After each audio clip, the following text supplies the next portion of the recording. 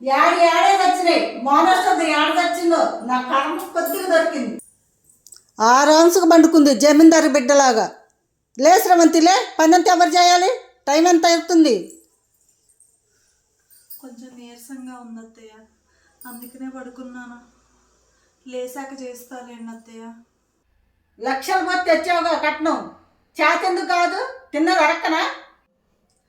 అది కాదు అత్తయ్య గారు, పొద్దున్న నుంచి ఎందుకో నీరసంగా ఉంది నాకు.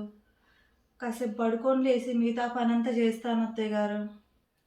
చెప్పింది సార్లే కానీ అంట్లు తోముకోపో. అలాగే అన్నం పో 2. నీ టైంకి టాబ్లెట్లు వేసుకోవాలిగా. అలాగే అత్తయ్య గారు.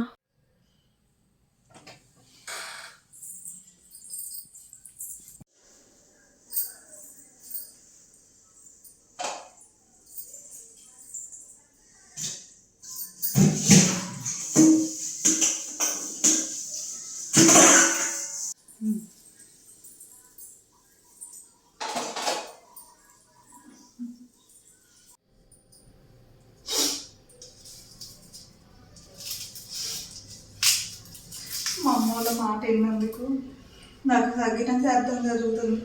ఏంటే మౌనష్టంగానా ఏడ్చుకుంటూ కూరగాయలు కట్ చేస్తున్నావు? నలుగురు చూసి అత్త టార్చర్ పెడుతుందని అనుభవాలని చేస్తున్నావు ఇలా? అదేం లేదు అత్తయ్య గారు, నాకు ఒంట్లో బాగుండట్లేదు, మీకు తెలిసి కూడా.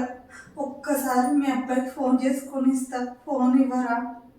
ఇక్కడున్న నలుగురికి చెప్పేది కాక దుబాయ్ ఉన్న నా కొడుకు కూడా నా మీద చాడీలు చెప్దాం అనుకుంటున్నావా? అదేం లేదు అత్తయ్య గారు. నా కొడుకు ఉన్నోళ్ళ సంబంధం తీసుకొచ్చి పెళ్లి చేస్తా.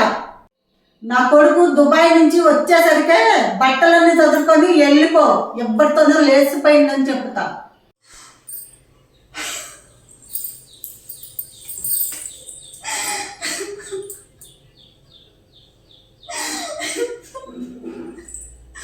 ఎందుకు అత్తయ్య నన్ను ఎంత టార్చర్ పెడుతున్నారు?